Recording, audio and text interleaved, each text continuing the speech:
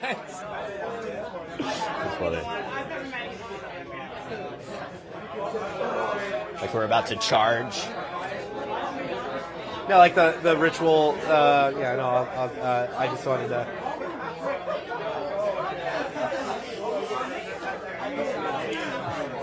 I wanted to. Zach and I were working on a screenplay that would it'd just be called like Bomber, but the first third of the movie would just be like the build-up of all the little details of the squad preparing to go on a mission. All the like the little human details, small scale. I like that. Yeah.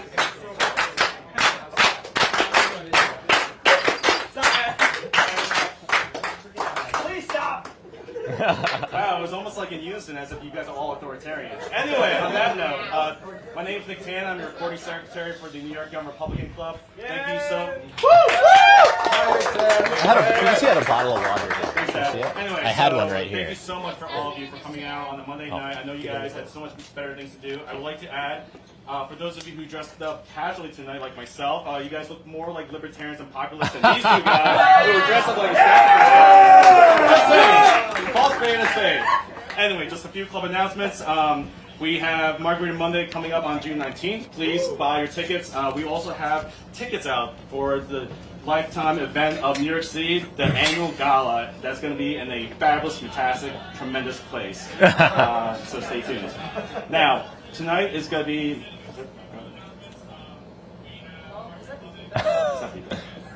Who's streaming? Oh, it's from anyway. People just love my voice, just want to hear it. Just in case you didn't hear the first time. In the past 4 years, the Republican Party has gone through a lot of soul searching on the direction, and so we have two very well distinguished gentlemen here who will be talking about that. And so to kick it off, I would like to introduce our new Libertarian Chairman, Lucas.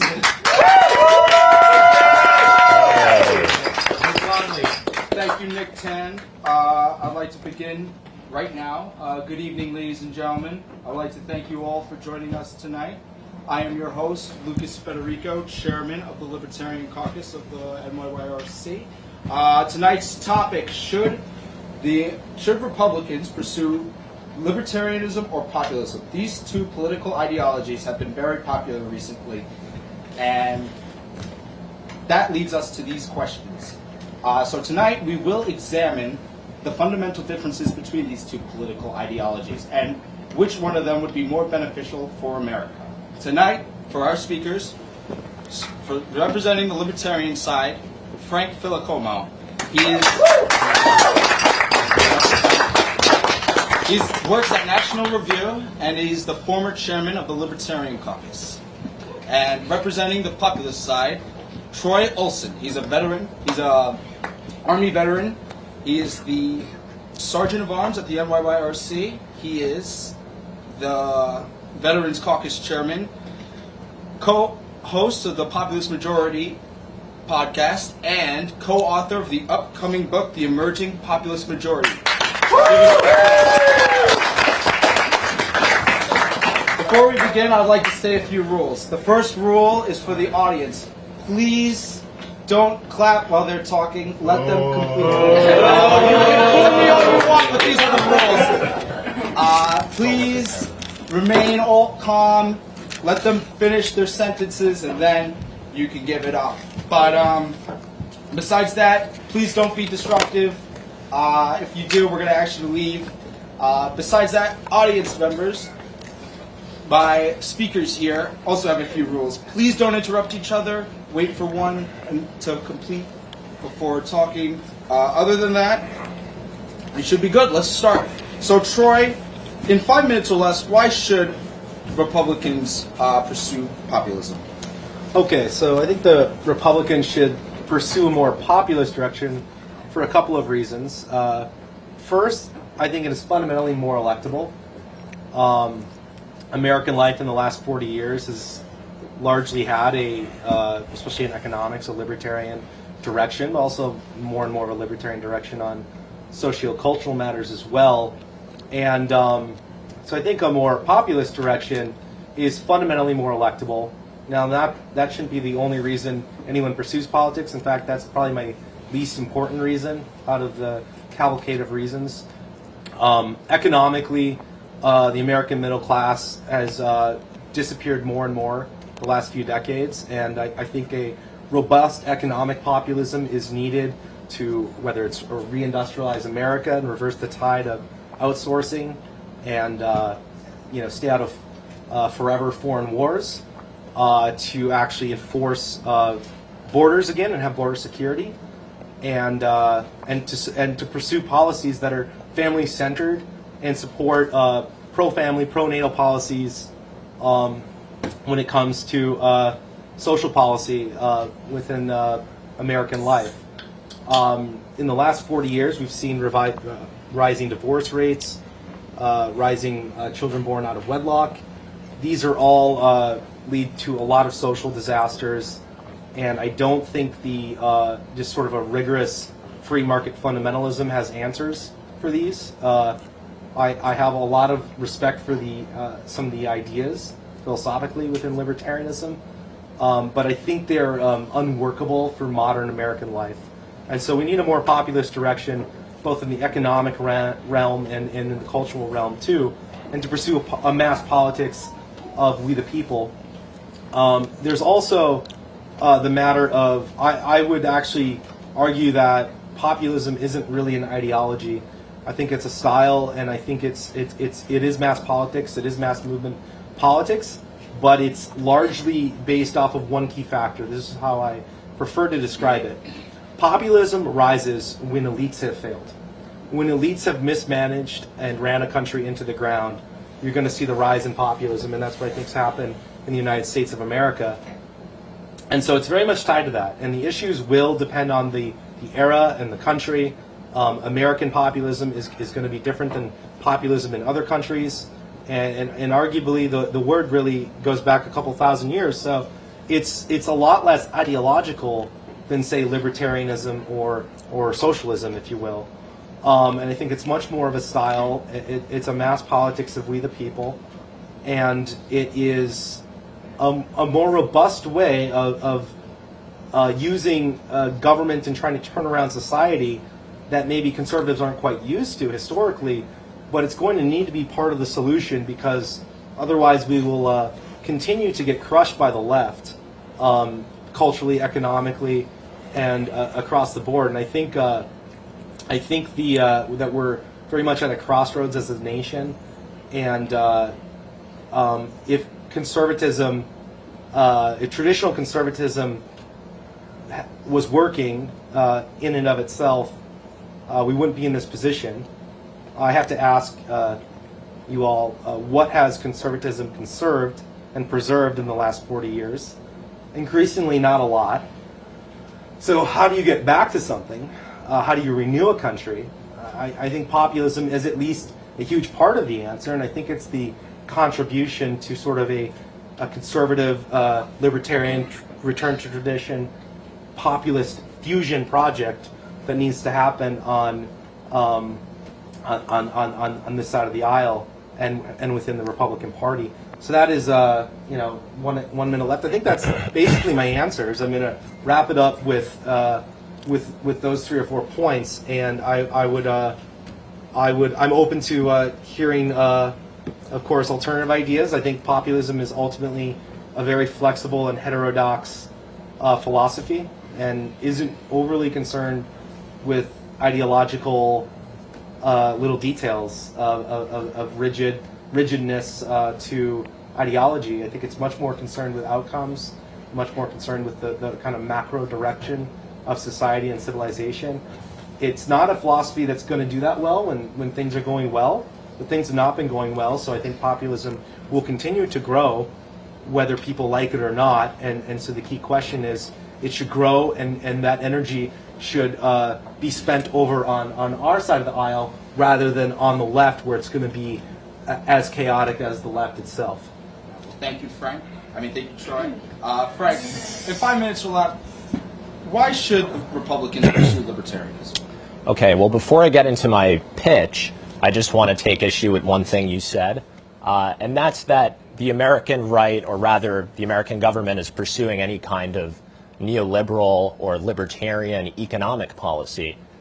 This happened certainly for a time, but the fact of the matter is that in 2016, when Donald J. Trump became president, he put a 25% tariff on steel, a 10% tariff on aluminum. He was a protectionist president, whether you like that or not. He even called himself, he said, "I'm a tariff man," or "I'm the tariff man." And there were numerous publications, in fact, and I think this is probably egregious, but there were numerous publications that likened him to William McKinley, who was a protectionist president. So, and then, post-Trump, in 2020, when you have Joe Biden assuming the office, him and his trade representative, Catherine Tai, they just continued those same trade agreements. There's no free trade happening right now, at least not pure free trade. So to say that we have any kind of free market fundamentalism is just wrong. In fact, we're increasingly going into a more protectionist direction. And just recently, because of the Russia-Ukraine war, President Biden put a 200% tariff on aluminum, and that's just unheard of. So we're certainly not engaging in any kind of libertarian economic policy, far from it. The other thing I would say is that, as a political nerd, which I consider myself to be, I mean, I went, I got my graduate degree in politics at NYU, so I'm certainly pretty nerdy. And that part of me really enjoys this kind of skirmishing that's happening on the right between the Edmund Burke Foundation national conservatives, the Josh Hammer types that embrace Orbanism, and then the more Matthew Continetti, libertarian conservatism. I love watching these factions go at it. I think it's fun. It's almost sort of like a boxing match, and that's great. But at the same time, I think it's profoundly sad, because what we have right now is we have a radical left that I truly believe wants to see the country come apart. And instead of unifying and creating a sort of Buckleyite fusionism, we're too busy name-calling, the NatCons and the populists, or the Trumpists, whatever you want to call them, they're all synonyms.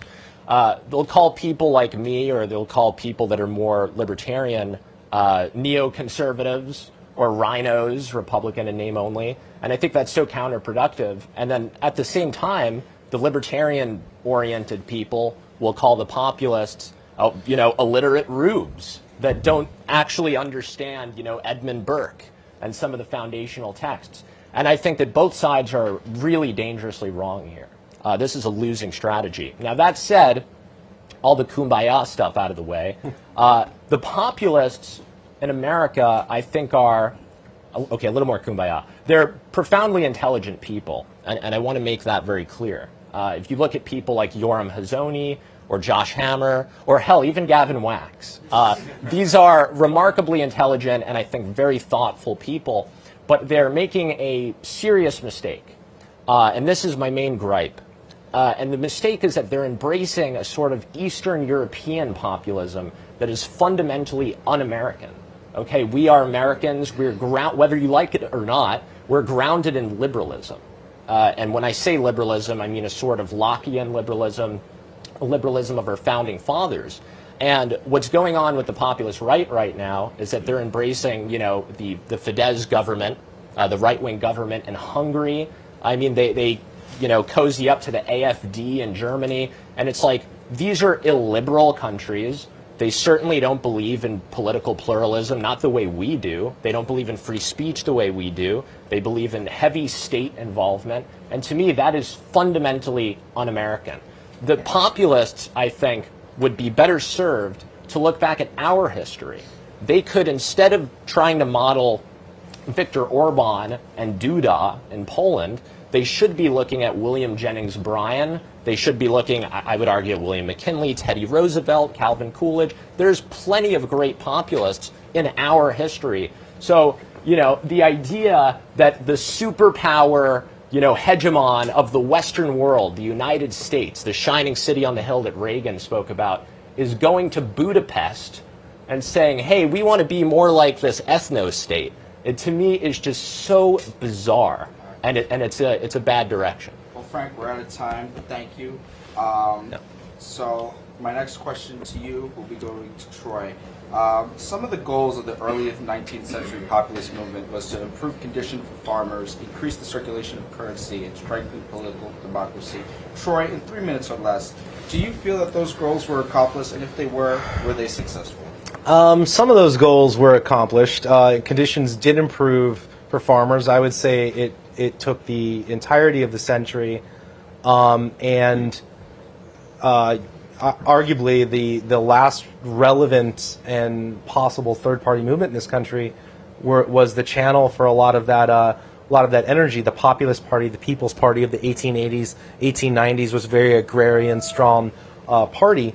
And so I think just the fact that they won seats in Congress, they won governor's mansions, the fact that they had some momentum there shows how popular that type of politics was then. And I think even though that third party was not successful in overturning one of the two major parties, they did end up basically influencing the path of, I would argue, both major parties. Ended up in the first part of the 20th century influencing the Democrats quite a bit more. And you can see that in states like Minnesota and North Dakota. Their state Democratic parties are quite literally combined with farmer or nonpartisan league names along with it. Of course, today it's ridiculous that they're called those names because Democrats have largely abandoned the plight of farmers and increasingly are not really with working people. So, but I would argue that in those days it was pretty successful. And we need a new version of that because the family farm is disappearing. Part of that is cultural reasons as well, but there's a lot of economic policy that has been encouraging the family farms going more towards a agri-corporate direction, and also one of the big reasons the left always likes to complain about our estate tax and how it only applies. Well, the reason the estate tax functions like it is because of those family farms, to keep them from having to sell off and to keep those generationally in the same family if they want to pass the farm along. So I know that the question started off with agriculture, but this is a good example of how populism manifests differently in different countries and across time. So you can't look at Hungary. To your point, you can't just look at Hungary and say, well, yeah, we'll do this here. It would spiritually and stylistically end up being a little bit different. I think American populism is quite simply just called Americanism. Pick up an American Legion pamphlet, and that's what American populism is, and it's patriotism. It is a sense of what the nation's civic creed and founding is all about, especially once you go too far away from it.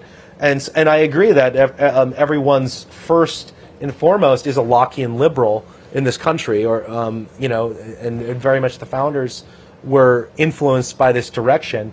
And critically, that's important as you see the left really abandon liberalism and become illiberal. We don't need to have two illiberal parties going at one another. And part of me thinks, to the extent that there is I don't think a ton of illiberalism going on in the populist space or in any space on the right. But and I hate saying the right, but that'll be the only time I say it. I refuse to be defined by a metaphor from the French Revolution. The revolution that failed. The American Revolution's the only good revolution. And we need to keep the spirit of that going. But basically, I like what you said there with that illiberal direction. I agree that that's not needed.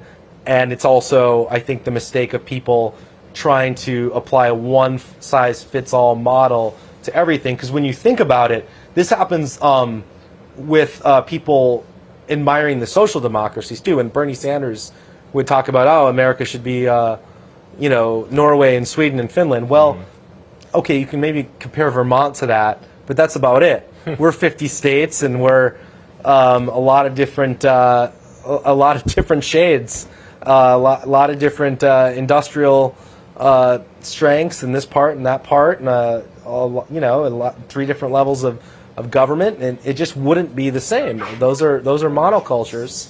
Right. So I think I agree with a lot of what you said, and to go back to an earlier point about the free market fundamentalism, I completely agree that we've gone further and further away from that. And that's a good thing. I don't agree with much of the Biden economy. But carrying over the tariffs is one thing he's done that is a good thing. It's been very quiet. And of course, tariff policy is not really something that Democrats will dive into much anymore. But I think it is the right way to go. And I would argue the Republican Party is just returning to its roots, because it was a McKinley pro-tariff party in the 19th century, and you're seeing it get back to that. And I think it needs to be that in the 21st century. Well, so you're right about that. But the problem with that kind of thinking is that I noticed a lot of populist rhetoric is past tense. You know, things used to be this way. The party used to be this way. The country used to be this way. Demographics used to be this way, but they're not anymore. Yeah. And while it's true that the Republican Party was at one point the party of William McKinley, it was the party of high tariff protectionism. That's undoubtedly true, and a lot of that was rooted in Hamiltonian economic policy. And I think at the time that was rational. At the time there was a feeling that America was this kind of nascent industrial country. It hadn't quite come into its own yet.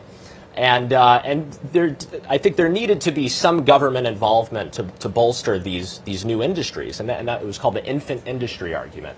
But the idea that we're this economic backwater now that needs government subsidies, I think, is just totally unreasonable. We're not that anymore. And when Trump imposed tariffs on the steel industry, there was this idea that perhaps the steel industry would have this kind of renaissance, and there would just be this burgeoning, great, massive production coming out of the steel industry. That didn't happen. It didn't happen, and the fact of the matter too is that when you look at the automobile industry, these are dying companies. They have been dying for a long time, and in fact, Ronald Reagan, who I think did embody this kind of liberalism, he employed a 50% tariff on Japanese automobile imports coming into the American economy. And but ultimately, Harley-Davidson was still failing, and Harley-Davidson is still failing today. And so the idea that we have to kind of just plug these holes in a sinking ship, I think, is just not a forward-thinking idea. And I think instead of looking at, oh, maybe we need to protect this industry or protect that industry, I think that we need to acknowledge that people are suffering. Okay, this is something that I think libertarians do a really bad job at.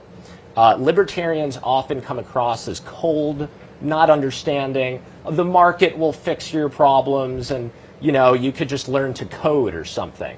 And I find that to be really obnoxious, because if you have somebody who's been at a Fruit of the Loom factory in Louisiana for 30 years, I'm actually stealing this from a Pat Buchanan book, but this was the case. You have somebody that's had this job for 30 years, and then over the intercom it's announced that, hey guys, we're moving to Honduras. Okay, those people are disenfranchised. They are, what are we going to do about these people? We can't just tell them, oh yeah, we have these job retraining programs and you could learn to do computer stuff. It's like, no, that's not a good strategy.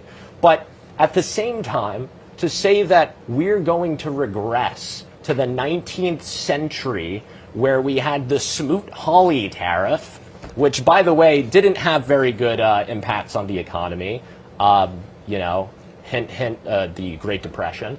And to say that we ought to go back to that is not forward thinking. And I'm open-minded, I'm open to new ideas, but this kind of industrial policy, I think, is just not a new idea. And in fact, the strain of populism that we have right now with the National Conservatives, that's not new either. When Pat Buchanan was challenging George H.W. Bush in the 1990s, and you had the same thing with Ross Perot, there was a little movement there. They were called the Buchanan Brigade. Well, the Buchanan Brigade won New Hampshire, but that was about it. So there's really no future in these movements. And I think just like the past, this national conservative movement will fade away pretty soon. So. I would disagree with that completely, that it will fade away. When people ask me to describe what the Republican Party is today, I simply say it is part Pat Buchanan's primary challenge to H.W. Bush in '92. It is Ross Perot. It is a bit of Ron Paul. who ran for president in '88 as a libertarian, and then ran quite well in '08 and 12 within the Republican primary. It is a little bit of all of those things, and it coalesced in 2016 with Donald Trump's standing out amongst a field of 17 and becoming the most unlikely president since at least Harry Truman's '48 comeback win, if not much further back in American history. So I think that it will continue to get stronger, because I do believe that the primary ingredient of populism is ideological flexibility. It's quick on its feet, and it is very much a style and a feeling, more so than a set of policy agenda items. There is a policy agenda, of course, and each populist will put it out, but you can't really draw a straight policy line between William Jennings Bryan and Teddy Roosevelt. And you mentioned Calvin Coolidge. I would not call him a populist, but I am a huge Calvin Coolidge admirer. I think that all of these politicians, Huey Long was a populist in American history. Populism exists within both parties as a strain in both parties. Libertarianism, probably just in one, has filtered through one historically. Right. I know there will occasionally be so-called left-wing libertarians. I don't know. Jared Polis, yeah, of Colorado. Yeah, I mean, there's not as much of a strain, but yeah, I would say that it's continuing to get stronger, and that in many ways, 2020, even though it was a loss, it was a stronger manifestation of Trump's populist conservative fusion coalition, because it did get more diverse demographically across the board, except for with white men, in which largely the 2016 third-party vote that was Johnson and Stein, they broke 3 out of every 4 voters to Biden, and that was largely the difference. Right. But I think you also have to look at examples like J.D. Vance in Ohio. Yeah. Okay, J.D. Vance won. He's certainly a populist. But you know who won by a way bigger margin in Ohio? Was Governor DeWine, who's definitely not a populist. That's true.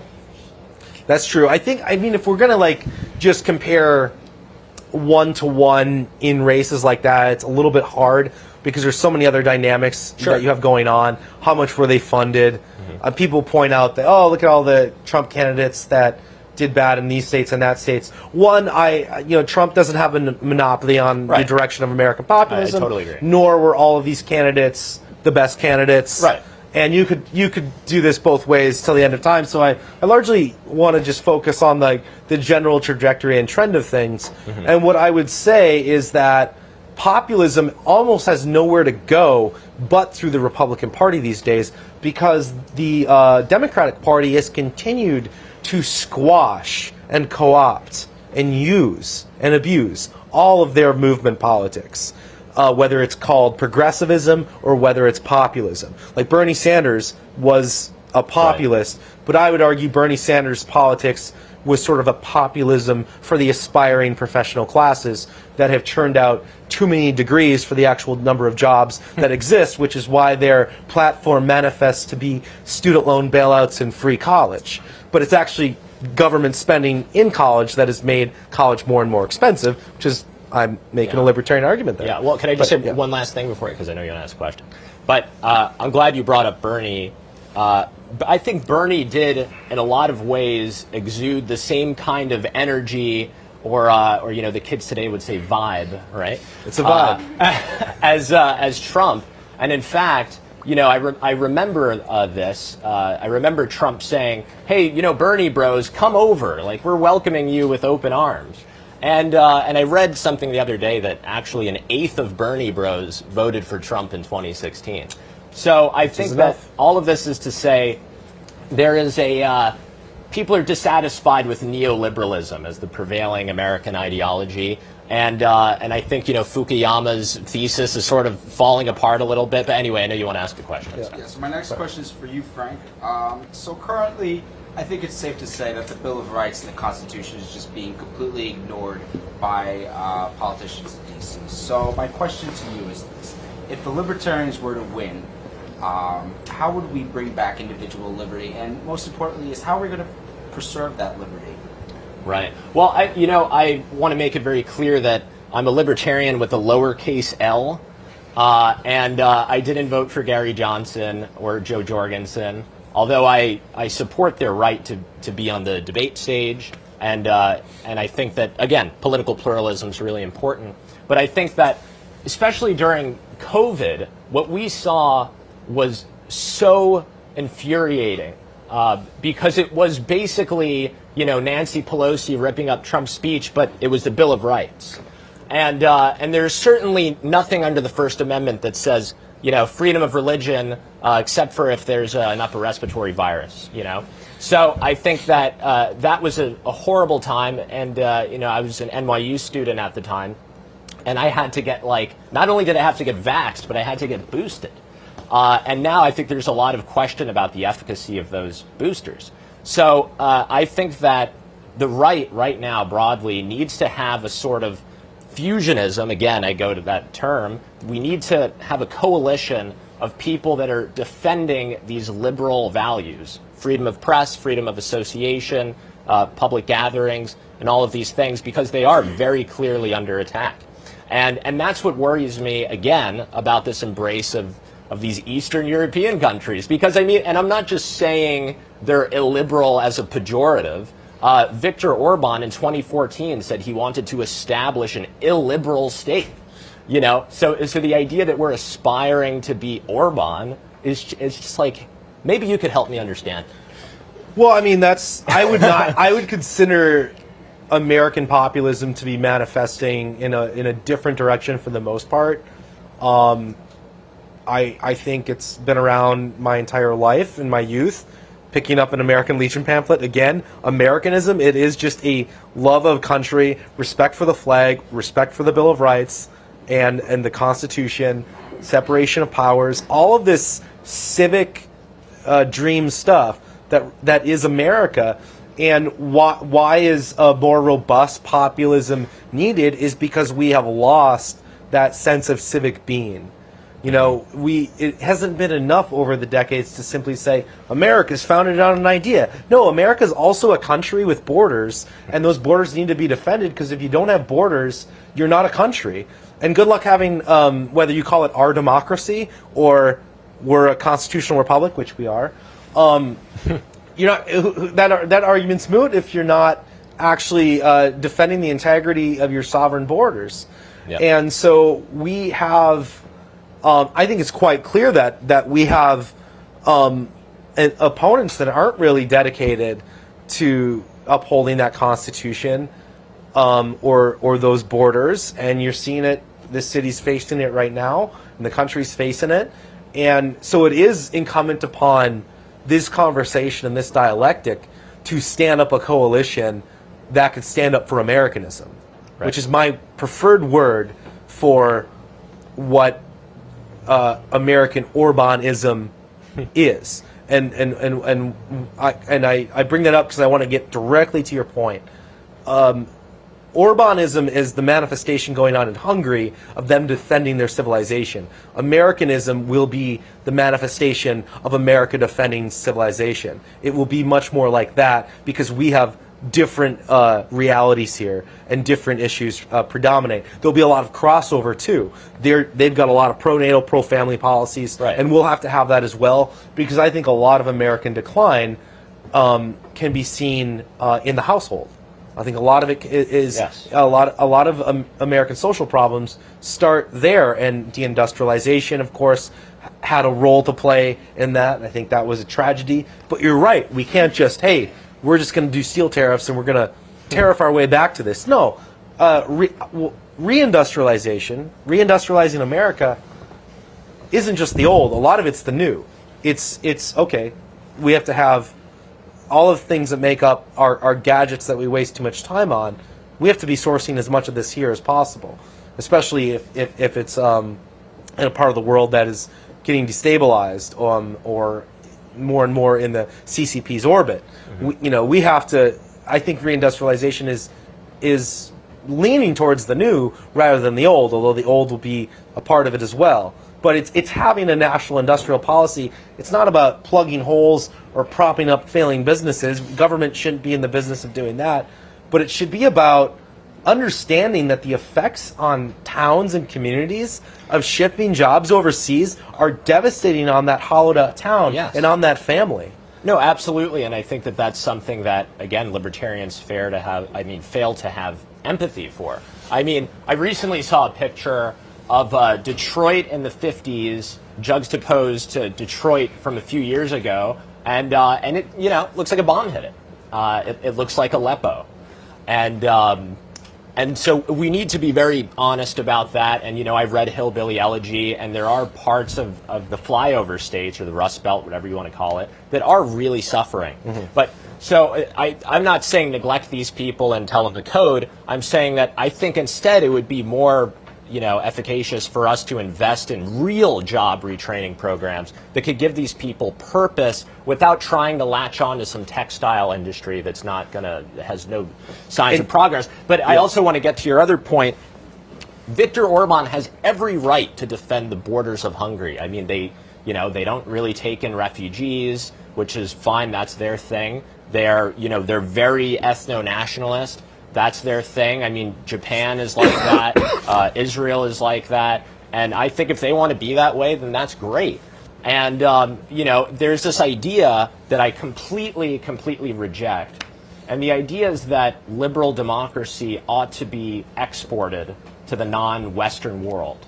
Fukuyama. Yes, and I by the way, love Francis Fukuyama, but I disagree with that. And if you read some of these academic journals, like Journal of Democracy or Democratization, you know, they're arguing for us getting into the affairs of the non-Western world and trying to, you know, insert little multi-party elections and, you know, embrace, you know, certain socially liberal programs, I'll say. And I think that that's entirely wrong. I think that what we need to do instead is understand cultural difference. You know, and that's something we failed with the Russia-Ukraine war. We outright called Putin a warmonger and said he was like Hitler without trying to engage any kind of cognitive empathy and understand the dangers of NATO expansion. So all of this is to say that I'm for Orban doing what he's doing. Great. He wants to have a pro-natalist program where, you know, there's tax incentives to have children. I'm for that. But to say that the answer to the failing communities in the United States is to get the government, to get the state, Big Brother, more involved in your life is just it doesn't make any sense. And instead, I think what we need, and this is going to sound really abstract and because there's no policy here, but what we need is a spiritual reawakening where we understand the importance of community, the importance of family, the importance of having a mom and a dad in the household, because empirically, when you have a mom and a dad in the household, you have, you know, reduced rates of crime, reduced rates of drug abuse, suicide, et cetera, but the government cannot, I'm sorry, but Congress cannot legislate anything that's going to make families come together. And the president can't do it either. It's got to come from within. And I agree. I mean, I can't make it happen. But how do you make it happen? I don't know. Well, Frank, I'd like to get back on track here, and I'd like to ask a question. Steve Bannon has been quoted saying, "It's not a question on whether populism is on the rise and whether populism is going to be the political future. The only question before us is it going to be a populist nationalism or populist socialism?" Troy, can you explain the difference between populist nationalism and populist socialism? Well, I think I hinted at this earlier. You know, populist socialism, what Bernie Sanders was for, which I call false populism because it really was. It was a populism for the aspiring professional class. You know, I think any, you know, one in this room, millennial or Gen Z, can relate to their parents hectoring them growing up. You know, well-meaning, of course. Go to college, go to college, go to college. Everyone was told go to college. Well, okay, and a lot of people went to college. And as it turns out, we've sort of devalued all of these degrees, and we've churned out too many credentialed people for not enough slots. So a lot of the populism of Bernie Sanders is a populism of the aspiring professional classes. And I think after 2016, he realized that coalition had really nowhere to go, so he kind of morphed into the professional class argument, which is heavily dominated by really progressivism, and not even 20th century progressivism, but the 21st century contemporary variety of progressivism, which is highly illiberal, and hierarchical as well, just completely destructive and incompatible with the American founding, and they'll be open about that. So I think ultimately Bernie's populism was a false populism and a false trail, and so I would deny that it even is populism, but I understand what Bannon is getting at there, and I think that sentiment really is geared towards some of what we write about in the emerging populist majority, which is that it's not like populism belongs to a political party. It can channel and go through either political party, and it would be preferable for it to channel as much as possible through the Republican Party, because quite frankly, the Democrats are increasingly a very elitist-driven party, elitist and professional class-driven party. So it almost has to channel through the Republican Party if the Republican Party is to remain a viable party within the system. Right. But John Fetterman wears hoodies. Yes. You remember, what did I say earlier? Populism is very much a style. As well. Well, so. I think, can I jump in on this question? Or so I think that, the term populism in practice, I'm not sure it means a whole lot. Because, when Trump was on the campaign trail in 2015 and 2016, he certainly sounded like a populist, undoubtedly. He did not sound like a Paul Ryan or like a Kevin McCarthy or like a Ben Sasse. He sounded very populist. But what did Trump do when he got into office? Sure, there were the executive tariffs. That was a populist move, I think. But then there was also a lot of, Paul Ryan-type legislation, the tax cuts, the reducing of the corporate tax rate. And so, ultimately, I think populism, both with Bernie Sanders, who, ultimately endorsed Biden, and with Trump, it's a rhetorical style. And there's something, actually, that I really like about this style, because it's a sort of pugilistic style. And I think that the right needs more of that. We need more of that combativeness, because I think, standing at a podium and talking about Edmund Burke, while I find that interesting, because I'm a nerd, I think that the lay person, the average person, doesn't want to hear it. Sorry, I don't want to hear, a synopsis of the conservative mind. Well, I do, but you know what I mean. And so the fact of the matter is that I think we need some more of this kind of, I don't want to say fighting in the mud, but kind of. Yeah. You know what I mean? Because the happy warrior. Yeah, because the left has, and I try to be such a, I have friends that are Marxists, and I want to get along with everybody, but generally speaking, the left has declared war. This is a fact, okay? And the right is like, we're like in our think tanks trying to devise like better economic policy. And it's like, I think we need to be a little less nerdy and a little more fiery. Now, at the same time, I think that there is this crowd of what I call podium pounders, the people that, are kind of channeling their inner Mussolini. And I think that's really optically, stupid. Because when you have somebody and their hair's on fire and they're pounding the podium and they're saying blood alone moves the wheels of history, I think that that's really not very palatable. So I think that if you have somebody who's prudent, who's measured, who has a cool head, I think that they could promote populism in a good way. And before I shut up, what I'll say is that, I think about this movie. I don't know if anyone's seen it. It's before my time, but it's called Network. You ever see Network? Yeah. Oh, yeah. And at the end of the movie, this guy, he he opens up his window and he goes, "I'm mad as hell and I'm not going to take it anymore." And then everybody else in the apartment building, they start lifting their windows and screaming into the streets, "I'm mad as hell and I'm not going to take it anymore." And anyway, I think the guy died like shortly after the movie, and so it's just not a good idea, I think. You have to be cooler while also embodying this kind of fighting spirit. Yeah. You said something I want to pick up on. You mentioned Edmund Burke twice. I consider him the father of conservative thought, basically. But Burke and populism are doing a similar thing intellectually. So I want to pick up on that because I think it helps make the case of the sort of conservative populist fusion. Then I'm going to end on a different point. But first, Burke, he writes reflections on the revolution in France. Yeah. He's observing the chaoticness of his time. Yeah.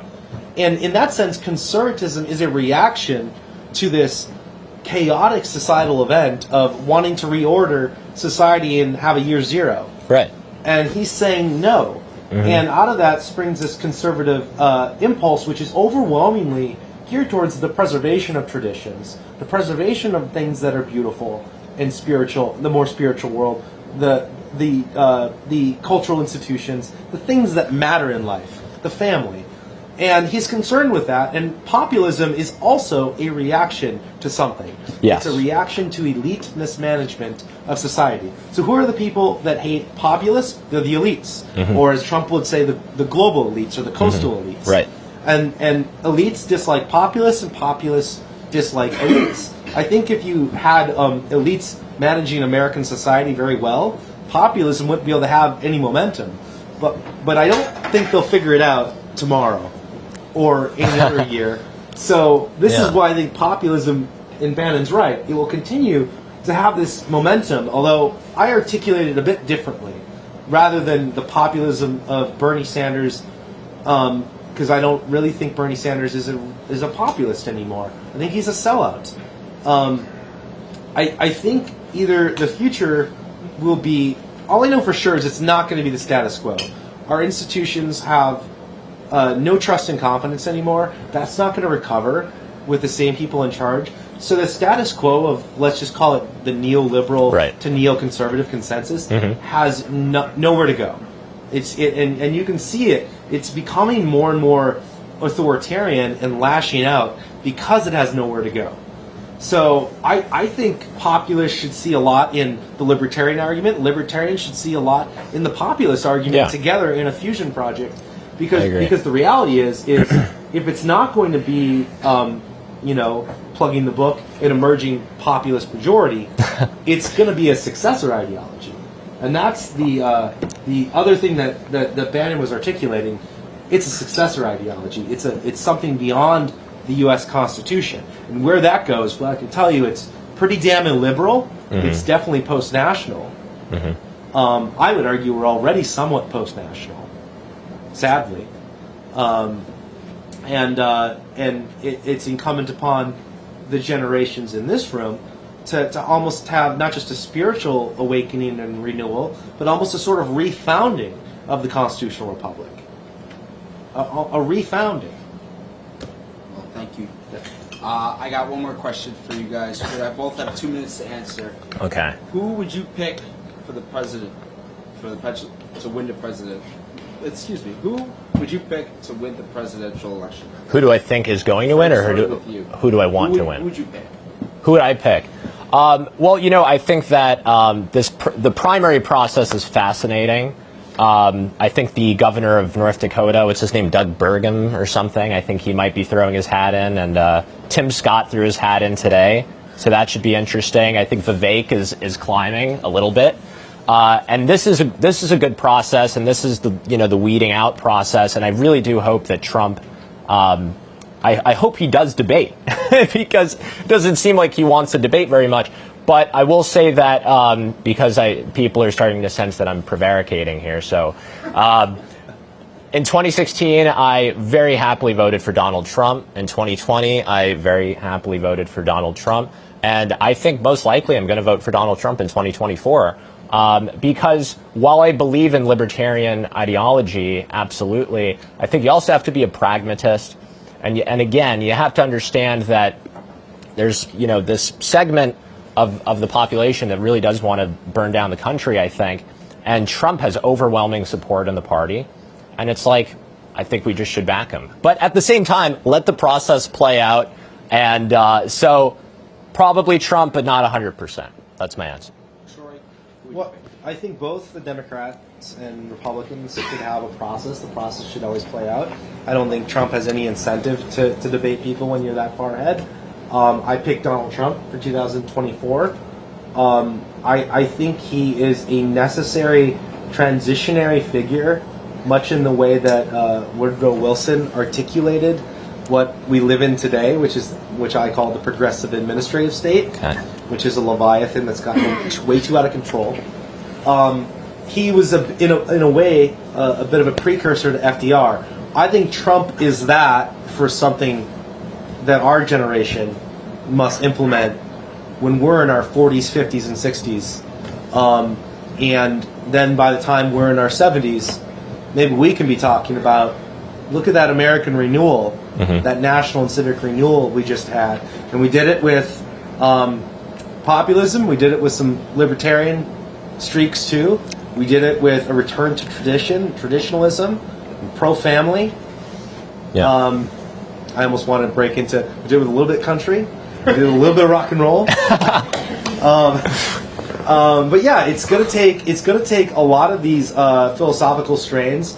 I think populism is the necessary movement, mass politics that of the moment, and the alternative to it is a progressive successor ideology, basically. Thank you for that.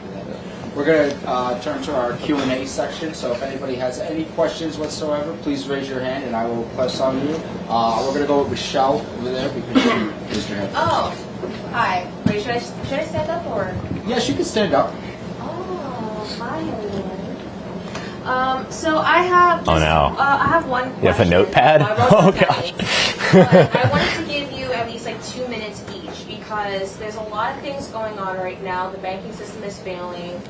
With the FDIC giving at least like $50 million and seizing First Republic at 4 a.m. in the morning and giving it to JP Morgan and Chase. So I was interested in your response first, Troy. How would populism react to the bank system failing and most importantly, inflation?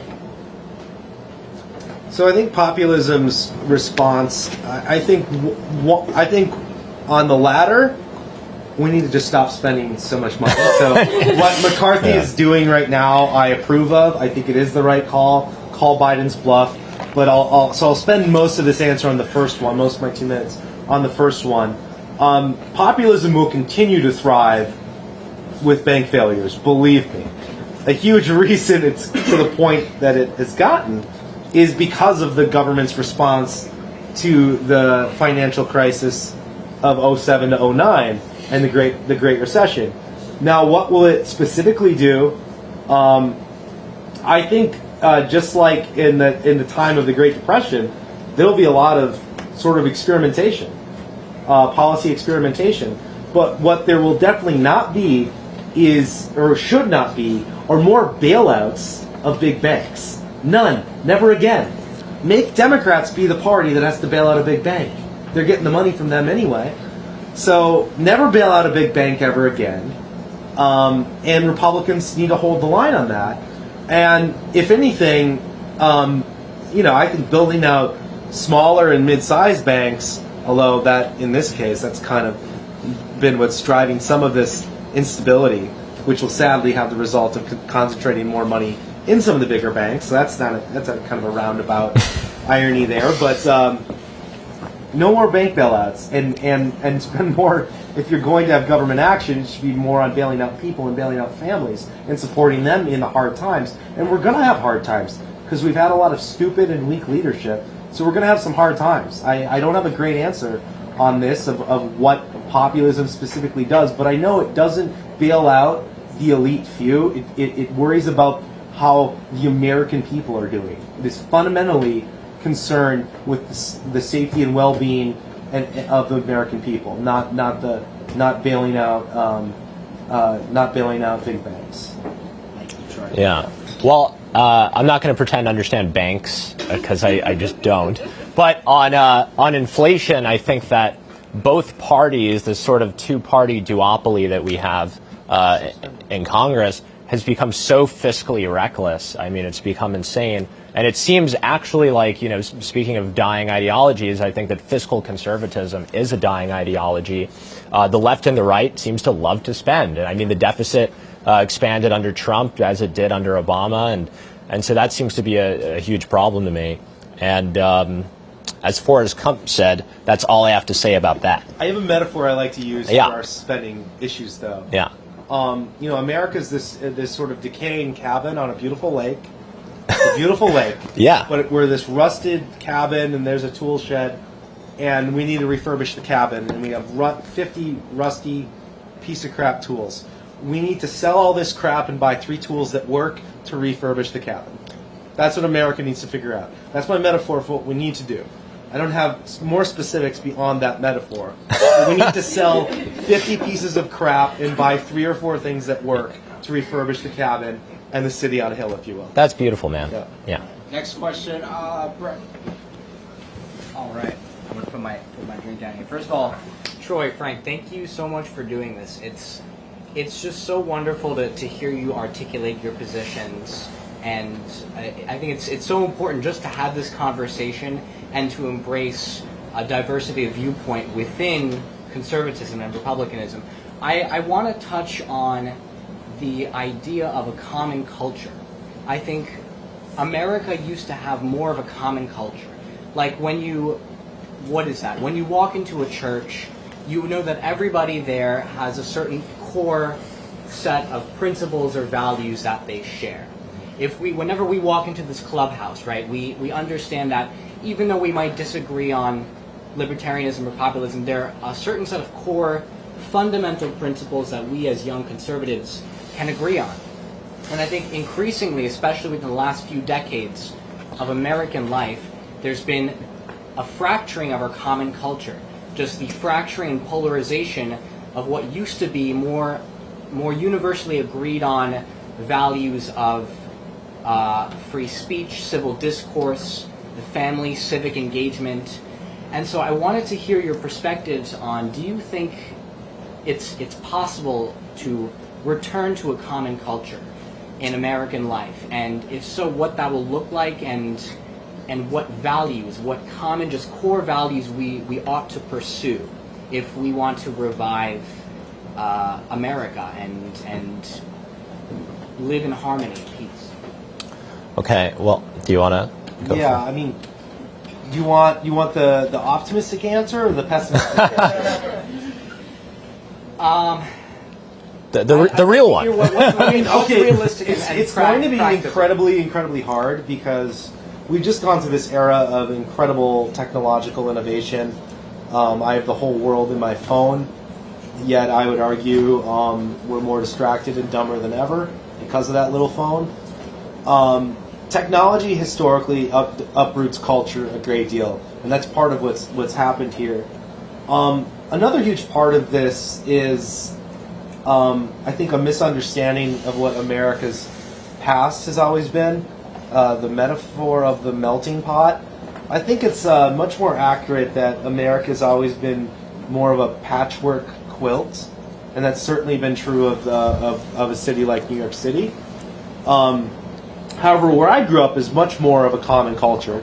I grew up in the heartland, small town, and I think a lot of American culture, especially as it is seen by the rest of the world, like the cowboy metaphor and all of that, that is very much the culture of the American heartland. So if you want a common culture, that's probably a culture that actually still does exist. It's just not in the coast. Increasingly, the last few decades, the political and economic cultural power has been on the coast. And that area of the country is not going to have a common culture. It's going to have many different cultures, and it's going to operate not like a melting pot, because it never has. It's going to operate like a patchwork quilt, which doesn't mean it still can't be beautiful. I would argue a quilt is a much more beautiful object than a melting pot. Who's ever thrown a bunch of ingredients into a stew and Maybe it tastes good, maybe it doesn't. I don't know. But it's I'd much rather have a nice patchwork quilt myself. So I think in terms of what you're describing when you say common culture, if you mean like the civic dream that is the United States of America and our Constitution, I think that document is the start, it's the middle, and the end. Fidelity and faith around that document is going to be so critically important. But if I'm just to rail off in the buzzwords or something you could put on a shirt, it's going to have to be faith, family, freedom, and flag. That's a good shirt. Yeah. I think that this is a real problem, and there's been a lot of literature that's come out since like the 90s about this, is that we have, in terms of voluntary associations, church groups. I mean, churches are becoming grayer, as in it's just a few old people in the congregation. Bowling alone. Yes, Bowling Alone, Robert Putnam's work. A lot of people have, even Francis Fukuyama has written about this. Yeah. And in the 60s, there was this great book, and it was called The Civic Culture. And it was about how America was this country of joiners. And it doesn't have to be a political organization. It could be I don't know, a butterfly club. Or it could be, an aquatic plant club or something. People believed in this idea of belonging. Like, we need each other. We can't, it sounds crazy saying this as like a libertarian-minded person, but we do need each other. And I think about my apartment, right? I live in like a little studio apartment with my cat, and I have a neighbor that plays, Jeopardy very loudly. I think she's hard of hearing, but I don't know her name. I don't know her name. The person across from me, I don't know their name. The couple that fights very loudly on the third floor, I don't know their name. Maybe I don't want to know their name. But it's like, that's really sad. Because increasingly so, we're becoming really atomized and like lonely. And this is a problem. And you have, especially in the heartland, you have these deaths of despair. Where people feel like, I don't have somebody to go to. I don't have a friend, a shoulder to cry on. I don't have a group that gives me more meaning than just myself. And this is really sad. And I hear, I do so much reading about this problem, but there's so little prescription. What do we do about it? Can the government do anything about it? I think that's crazy. That's people have friends. That's a crazy idea. But I do think have a shirt, the anti-social club. Yeah, I've seen that. Yeah. So, but I do think what we can do on a very micro level, because I think everything starts at a micro level, is to do exactly what we're doing right here, which is to gather. This is our sense of community right here. The New York Young Republican Club is our sense of community. And so this is a good start, I think. Well, thank you. We have time for one more question. I'd like to go to that individual right there. Hi, I'm Michael. I had kind of a question going off that, right? So when we talk about the left, we talk about kind of the tools that they have at their disposal, right? Like cancel culture, or like the media collusion that they have, or the crazy blue-haired people that are outside. Right? Sometimes they're outside this building. How can we create a similar type of coalition that isn't just a New York Young Republican Club?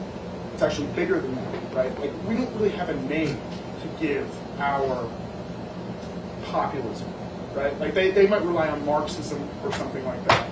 But what's something that we can do for ourselves besides the church, besides the New York Young Republican Club, that might be helpful for creating actual change? Right? Like, we don't really have a banner. We might use Trumpism, we might use populism, whatever. But what's a different type of idea that we could use to advance our kind of social ideas? Right? I think that's the biggest thing we're lacking. And some might call that authoritarianism, right? Like, or some worse terms. We don't really have anything like that on the right, where the left relies on like Marxism and they have literature that they use to get those ideas out there. I think all of our ideas are so individually minded that we don't really have anything to spread that. And the closest thing to that was Trumpism, which has its problems. So, what can we use, or what are some ideas that you guys have outside of the church or outside of small clubs like this, to get like the American ideal popular again? How do you combat the blue-haired crazies that stand outside of our clubs sometimes? Or what's a legitimate challenge to that that might try to win some of those people over? Sorry if that's a not linear question, but it's something I've been thinking about. Well, in a marketing or branding sense, which it sounds like this question is somewhat geared toward, and if I'm wrong about that, correct me. No, that's the question. Okay, but I've preferred the term Americanism all along. And you can call it Trumpism when he's your candidate and in that era. But to me, what precedes it and what's after it is simply the phrase Americanism. You don't even need to call it populism, because Americanism encompasses conservative tradition, populism, libertarianism, or classical liberalism, as I prefer to call it, actually. It encompasses all of the all of that is old, tried and true, and also big enough to accompany the new. I think it's simply called Americanism, and I believe that is the best phrase and frame, because increasingly our opponents do not seem to really value America. They certainly love the state, no doubt there. Yes. They love the state, but they don't really like the nation. And arguably over here, it's a little bit different. We like the nation, but we're uncomfortable with the state. Yes. And I'm not going to lie, if we're not going to be a nation anymore, I don't want the state either. Period. Get away from me. If we're not going to be a nation, if we're not going to be a common civic culture and community, then you're just an entity that sends me to war, and asks me to go kill some people for a government that doesn't like me. Are you kidding me? That's a terrible deal. So we need to. I think that is the best defining word. We're Americans. We've been Americans since 1776. This is our revolution. It is perpetual. It is the one revolution that wasn't a steaming pile of chaotic crap in the history of humanity. And think of how important that is. Think of how important our revolution and our way of life has been to the human story. We cannot throw that away because someone wants to say there's 57 genders. Okay? It's worth fighting for. 71. I'm behind. Yeah. No, so just to give a quick response to that, I don't know if we need to have some large collective. I mean, it was Edmund Burke that wrote about the little platoons, and I think that that's a winning strategy. I mean, it's something that Tocqueville wrote about in Democracy in America, and I think that we need to look very, very micro right now. And instead of sure, it's great to pontificate about national politics and where we're going and in that kind of abstract sense. But I think the best thing we could do right now is to join our local, Knights of Columbus or something. Run for school board. Or all of that I think is super important. And another thing, and this is going to piss everybody off and lose me the debate, but I'll still say it, is that I think that the blue-haired person may be misguided, but they're not a lost cause. And I certainly don't think so. And, I've spoken to these people, and it's before they learn about my politics, they're really nice. They're really, really nice people. They're good people. And they're all human. I sound like such a hippie right now, but they're all human beings. They're looking for somewhere to belong, though. Yeah, exactly. They're looking for community, and they all hurt. They all go through breakups. They all, lose family members. We're really not all that different. And that's what bothers me, especially on the right, with this internal squabbling about you're a neocon on foreign interventionism. It's can we stop and just agree that we basically all want to have this sense of American community? We all want this sense of something greater than just ourselves. It's all of this petty squabbling about stupid things. I think it's just so counterproductive. And it's maybe the blue-haired person could have a role in this. I think we're out of time, guys. I want to thank our speakers for coming out. I want to thank NTD for live streaming this event. I want to thank everybody for being here. For all the live audience members, please take part in a poll that is in the back of the room. There's only 2 pens, so please be patient. But your answers will decide who wins tonight's debate. I got a third one. There will also be an after party at John Sullivan's on 35th Street. So, Oh, wow. come on down. Well, thank you and have a good night. Thanks. Board. All right. Board. Thank you. Great. Thank you. Thank you. Yes, thank you. Thank you. Thank you, sir.